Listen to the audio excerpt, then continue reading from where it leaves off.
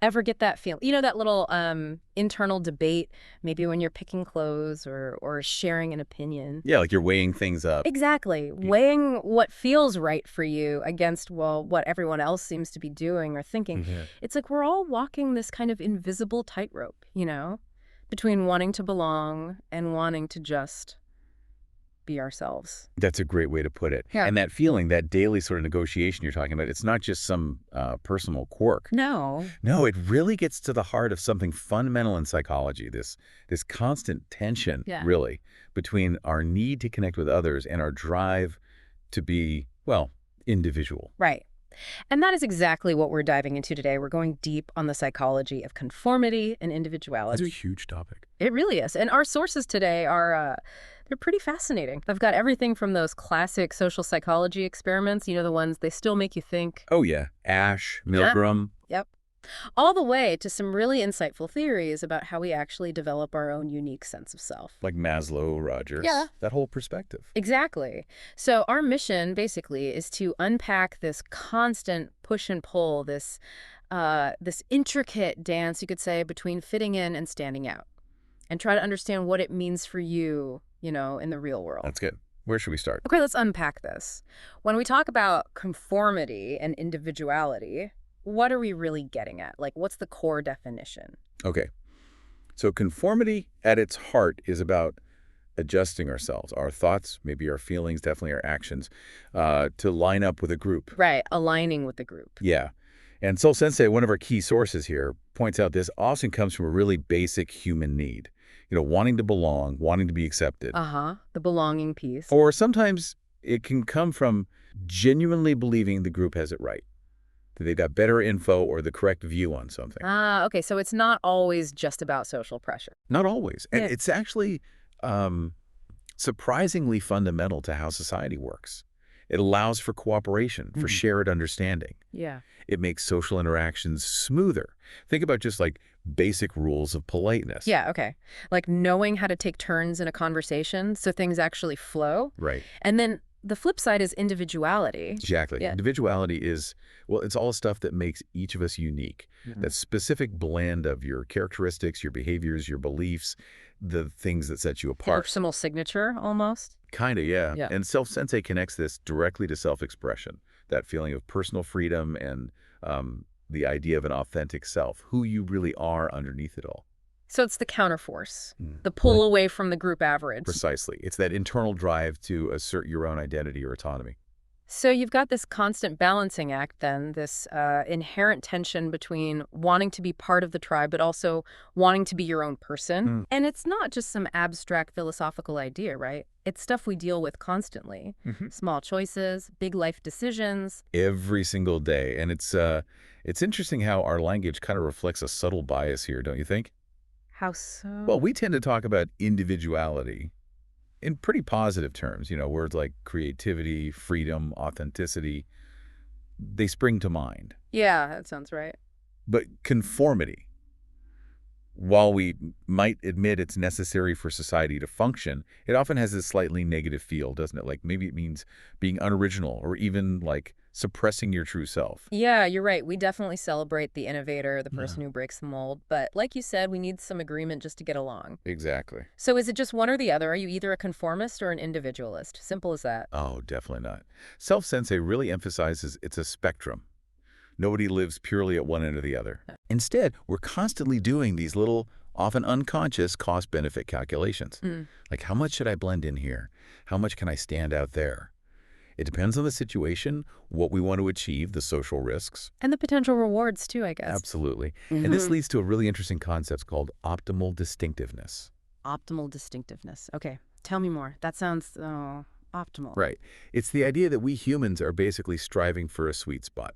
We need to belong. We need that connection. That's fundamental. But we also have this deep desire to feel unique, to maintain our own identity. So optimal distinctiveness is about finding that balance point where you feel connected, but you haven't, like, dissolved into the group. You still feel like you. Can you give an example? Sure. Think about maybe a really effective work team. Everyone buys into the main goal, right? They conform to the core mission so things get done efficiently. But the best teams often encourage people to bring their unique skills, their different ways of thinking, to the table. That individuality fuels innovation, while the conformity keeps everyone pulling in the same general direction. That makes perfect sense. So it's not just theory. This push and pull, it's been studied scientifically, hasn't it? I'm thinking of those really classic, sometimes kind of unsettling social psychology experiments. Oh, absolutely. Those studies were groundbreaking. They really illuminated just how powerful groups and situations can be. We should probably start with Solomon Asch, his conformity experiments back in the 50s. Ah, yes, the line judgment task. Just remind us quickly how that worked. Okay, so participants were shown a standard line and then 3 comparison lines. Their job was simple. Just say which of the 3 comparison lines matched the standard one. It was designed to be really obvious. It's visually obvious. Totally. Easy task. Yeah. But the catch was, the real participant was sitting in a room with several other people who were actually actors, Confederates working for Asch. Ah, the setup. Exactly. And on certain trials, all these Confederates would deliberately give the same wrong answer. Unanimously. But the real participant, they actually went along with it, even when their own eyes were telling them something else. That's the kicker. Asch found that about 75% of participants conformed to the clearly wrong answer at least once. Wow, 3/4. Yeah. And the average conformity rate across those critical trials was around 37%. It really showed this powerful reluctance to be the odd one out, even when the evidence was right in front of them. Just not wanting to make waves, I guess? Pretty much. But here's a really crucial twist Asch discovered. Okay. If just one other person in that group, just one Confederate, broke ranks and gave the correct answer. Ah, an ally. Exactly. Then the conformity rate of the real participant just plummeted. It dropped dramatically. That's fascinating. It shows how much power that unanimity has, but also how easily it can be broken. It really does. It suggests how much we look for social validation, even for things we think are objective facts, until someone else confirms what we're seeing. That need for social proof. Wow. Okay, so that's peer pressure, essentially, conforming to the group's opinion. What about obeying authority? That brings us to Stanley Milgram, right? Yes. Milgram's experiments in the 1960s. They were asking a different, maybe even more profound question. How far will people go when an authority figure tells them to do something that clashes with their conscience? This is the electric shock experiment, isn't it? That's the one. Participants were told they were teachers in a learning study. They had to administer what they thought were increasingly strong electric shocks to a learner who was actually an actor every time the learner got an answer wrong. But the shocks weren't real. The learner was acting. But the teacher, the participant, didn't know that. Correct. They believed it was real. And the results? They were pretty shocking themselves, weren't they? Disturbing is probably the word. In the most famous version of the study, a staggering 65% of participants, 2/3, went all the way up the shock generator, administering the maximum 450-volt shock. Even when the learner was screaming, protesting. Even when the learner yelled, pleaded, complained of a heart condition, and eventually just fell silent. Yeah. That's chilling. What did Milgram conclude from that? Well, his findings pointed strongly to the power of perceived authority, especially authority that seems legitimate, like a scientist in a lab coat at a prestigious university, which was the setting. Right, the context mattered. Hugely. Situational factors were key.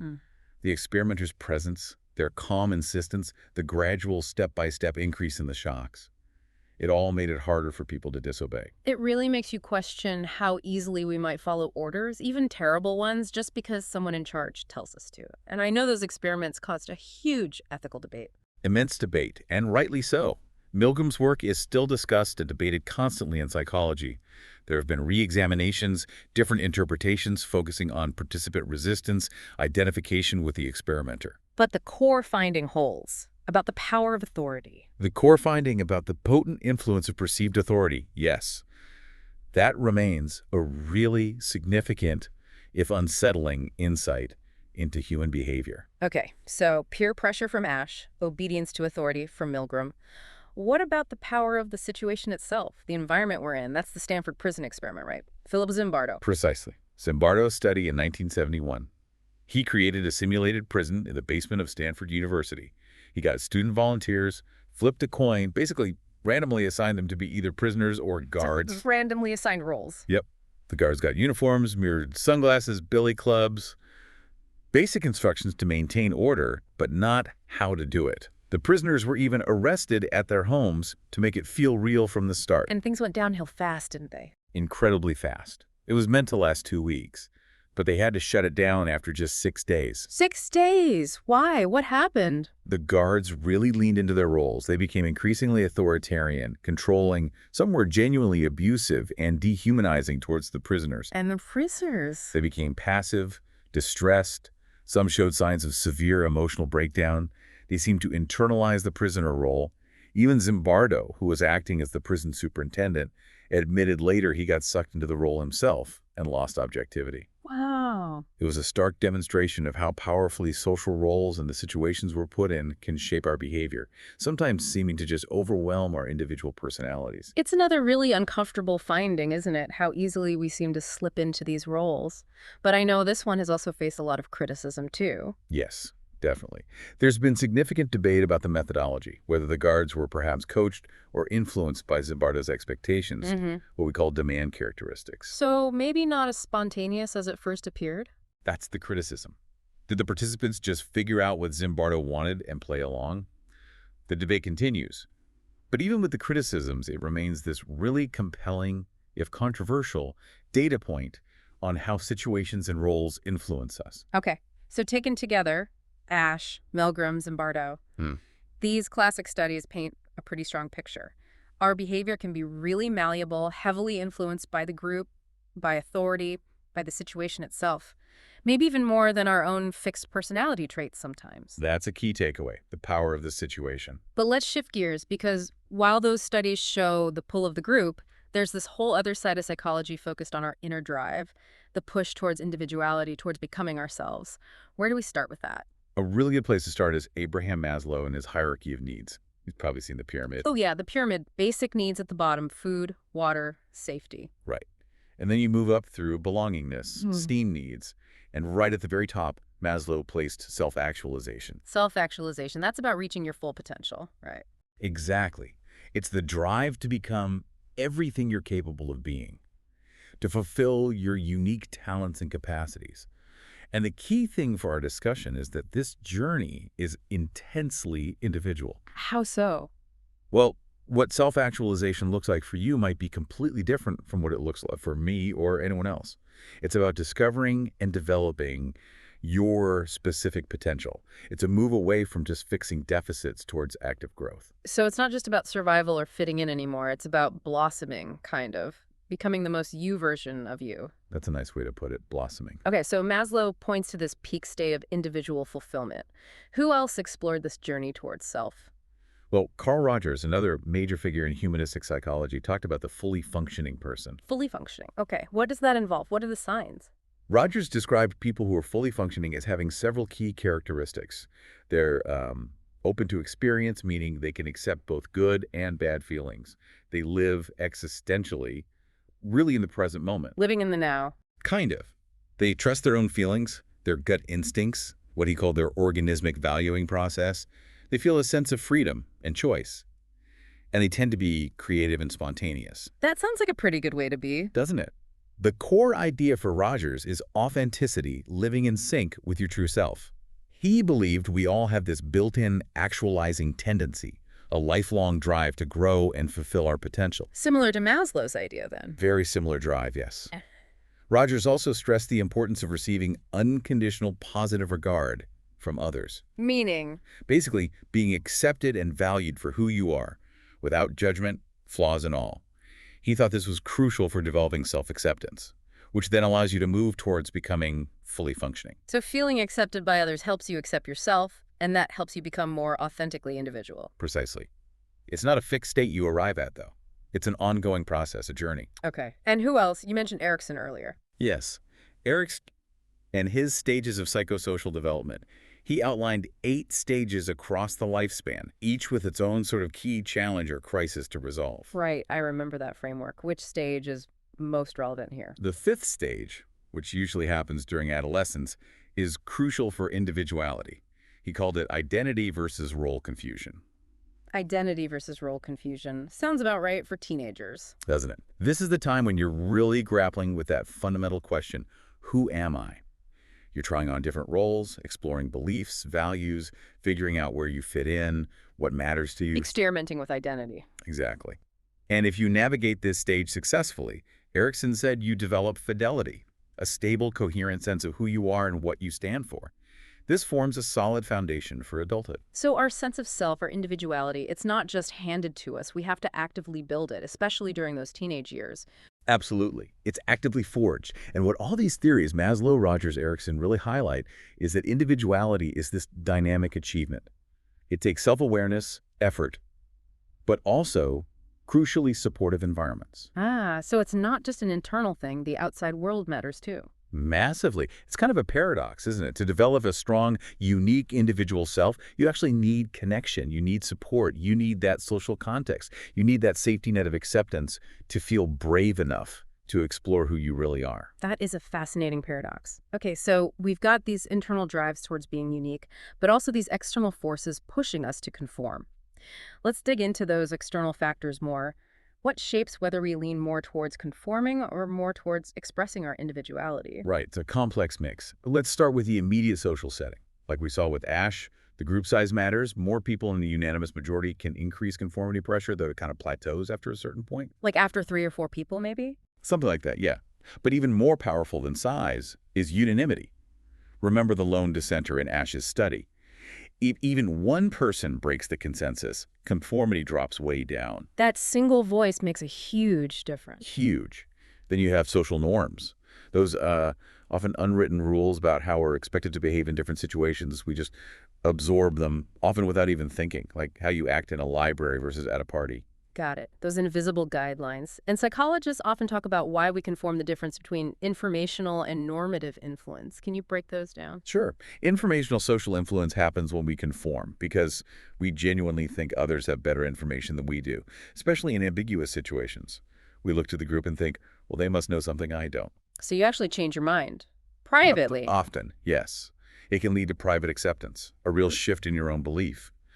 Normative social influence, though, is different. That's about conforming to be liked, to fit in, to avoid rejection or disapproval. Ah, the social acceptance motive. Exactly.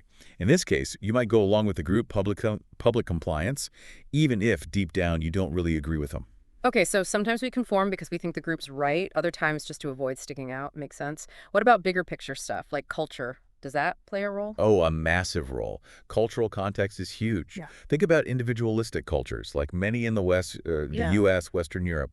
They tend to really emphasize personal autonomy, uniqueness, standing out. Right. Be your own person. Exactly. Being different can be seen as a good thing, innovative, a leader. But in collectivist cultures, common in many parts of Asia, Africa, Latin America, the emphasis is often more on group harmony, interdependence, fitting in. So the group's needs often come before the individual's. Generally speaking, yes. Maintaining social cohesion is highly valued, and research, like variations of the Ash task done across cultures, consistently finds higher rates of conformity in collectivist societies compared to individualistic ones. That's really interesting how deep those cultural values run. Okay, what about us as individuals? Does our personality, or say our self-esteem, make a difference? Absolutely.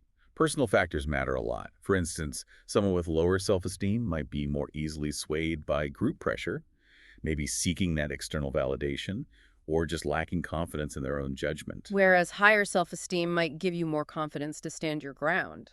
Generally, yes. Healthy self-esteem tends to foster more independence. Critical thinking skills are also key. If you're good at analyzing information, questioning assumptions, you're less likely to just follow the herd blindly. Makes sense. What else? Well, your upbringing and education play a part. Were you encouraged to explore, ask questions, be creative? That kind of environment nurtures individuality. And certain personality traits seem linked too. Things like being more open to new experiences or having a strong sense of self-efficacy, believing you can actually achieve things. So it's this really complex web parlor situation, the culture, our own personality, our upbringing, all feeding into it. Are there things that specifically get in the way of expressing individuality, like blockages? Definitely. Societal pressure is a big word. Just the fear of being judged, ridiculed, or even ostracized for being different or saying the wrong thing. Yeah. That can make people clam up and just go with the flow. Yeah, the fear of standing out too much. And also, a lack of emotional support can really hinder things. If you don't feel accepted or valued, especially growing up, it can undermine your self-worth and make it much harder to trust your own voice and express your unique self confidently. It really sounds like a constant dynamic interplay, and those different reasons for conforming, informational versus normative, probably lead to different depths of conformity too, right? Like one changing your mind, the other just your behavior. Exactly. Informational influence often leads to deeper, more lasting change, while normative influence might just be surface-level compliance.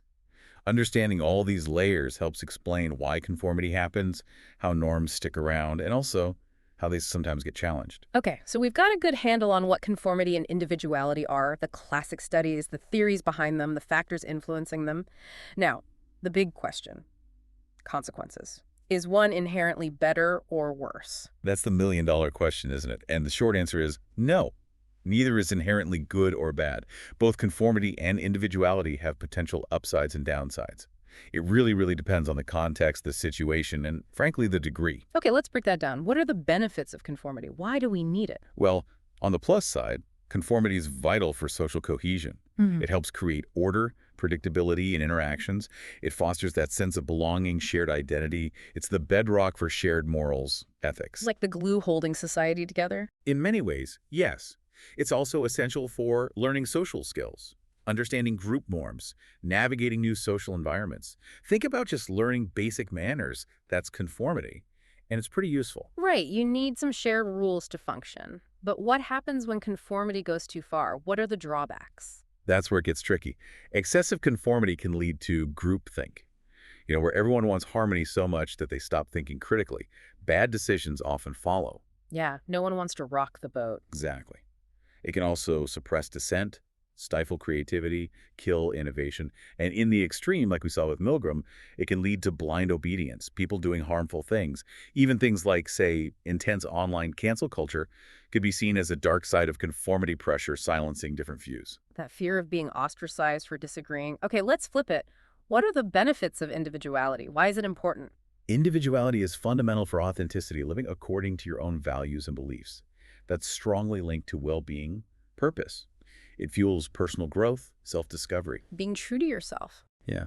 And beyond the personal, individuality is the engine of creativity, innovation, progress. New ideas, challenging old ways of thinking, finding solutions.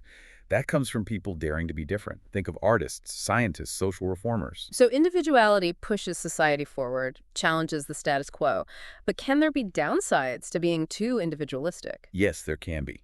An extreme focus on individuality without regard for others or the group can lead to isolation, conflict, maybe even social disruption. If everyone only does their own thing all the time, cooperation becomes difficult. Like anarchy almost. Well, potentially undermining social cohesion. There's a balance. Thinkers like Rousseau warned about radical individualism potentially weakening the social fabric that we all depend on. Okay, so it really is a double-edged sword then. Both have pros, both have cons. The key seems to be finding that balance. Which brings us to the really practical question. How do we actually do that? How do we walk this tightrope in our everyday lives? How do we aim for that optimal balance? That's the challenge. But there are strategies, things we can consciously work on. First off, self-awareness is huge. Really knowing your own values, your beliefs, your strengths, your triggers, that gives you an internal compass. Knowing yourself first. Absolutely.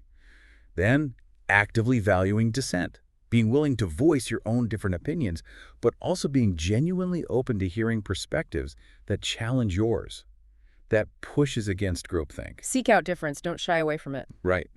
Related to that, seeking diverse viewpoints. Talk to people who aren't just like you. Read things you might not normally read. Yeah. It broadens your understanding. What else? Building self-confidence helps. The more secure you feel in yourself, the less you need external approval, the easier it is to stand by your convictions when needed. Developing critical thinking, questioning things, evaluating information, not just accepting stuff at face value. Being a critical consumer of information and social cues. Exactly. And finally, nurturing assertiveness, learning how to express your unique viewpoint respectfully, effectively, without being aggressive, but also without just folding immediately. So it sounds like self-awareness and critical thinking are kind of the foundations for managing this whole thing. They really are. Critical thinking lets you analyze the external pressures, and self-awareness lets you check in with your internal compass. And the goal, remember, isn't usually total nonconformity or total absorption. It's finding that optimal distinctiveness we talked about. Right, that sweet Y- spot, feeling connected but still feeling like you. Yeah. It often involves being selective. Maybe you conform on things that aren't core to your values but help social harmony, but you express your individuality on the things that really matter to you. Making conscious choices about where to blend in and where to stand out. Exactly. And remembering, it's not just an internal mind game.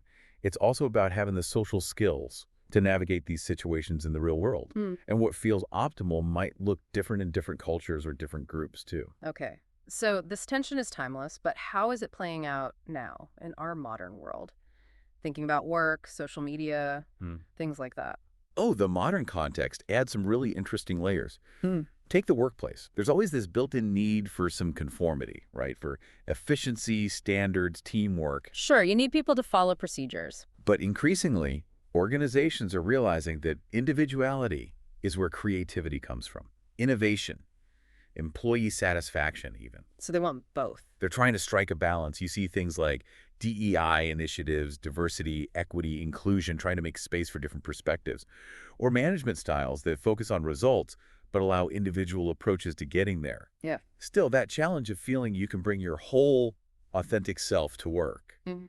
that's still a big issue for many people. Yeah, I can see that. And then there's social media. That feels like a massive amplifier for both sides of this coin. Huge amplifier. On one hand, platforms can create intense pressure to conform, follow the trends, get the right look, present this perfect curated image. The fear of missing out, the comparison. Exactly. Seeking likes, validation, it can push people towards just mirroring what's popular. But on the other hand, social media also lets people find their tribe, you know, connect with niche communities based on really specific interests. It provides platforms for unique self-expression, even activism that might not exist offline. So it cuts both ways, a conformity engine and an individuality platform all at once. Pretty much. It's complex. And what about cancel culture or call-out culture? That feels like a very potent, very modern form of conformity pressure. It's definitely a significant factor in the contemporary landscape. You can see it as a way groups enforce social norms, holding people accountable for perceived transgressions. Right, accountability. But the flip side is that it can create intense pressure to align with specific viewpoints or behaviors. The fear of being publicly shamed, deplatformed, they can absolutely stifle open discussion, make people self-censor, and discourage expressing potentially unpopular but maybe valid points. And the mental health impacts, too. Yeah, potentially significant negative impacts. It really throws that tension between accountability, group ethics, and freedom of expression into sharp relief. You can even see groupthink potentially operating within the groups doing the canceling. That's a really interesting point. And then thinking historically, cultural movements often start with nonconformity, right? Individuals challenging the norms. Absolutely. Think about the civil rights movement, feminism, LGBTQ plus rights. These huge societal shifts often began with individuals and small groups pushing back against prevailing norms, expressing a different vision. Or even artistic movements like the Beat generation you mentioned earlier. Exactly. They challenged the conformity of their time.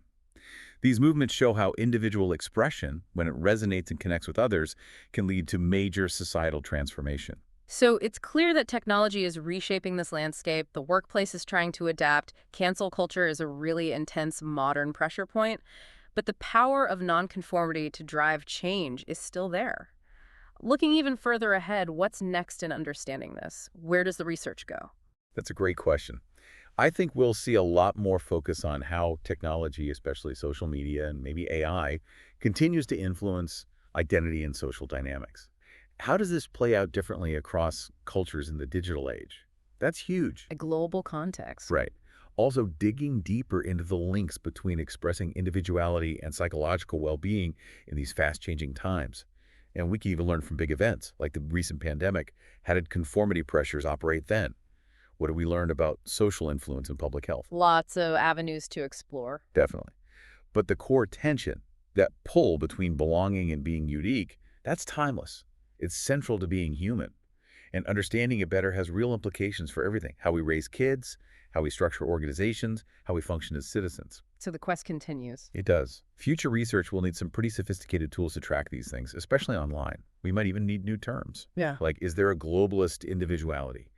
or maybe networked conformity. We're still figuring out this new world. This has been absolutely fascinating, a really rich, deep dive into something we all experience. Just to quickly recap some key takeaways. We've seen how conformity and individuality are these two powerful, constant forces in our lives. Always interacting. Each has its own pros and cons, its own benefits and drawbacks. And the real key seems to be finding that personal balance, that equilibrium between fitting in and being true to yourself. And it's an ongoing process, not a destination. Exactly. Something we're navigating all the time in our relationships, our work, how we engage with the world. Definitely. And maybe, as you go about your day after listening to this, just take a moment to notice it in action.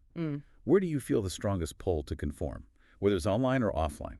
And where do you feel most able to be, authentically yourself? Yeah.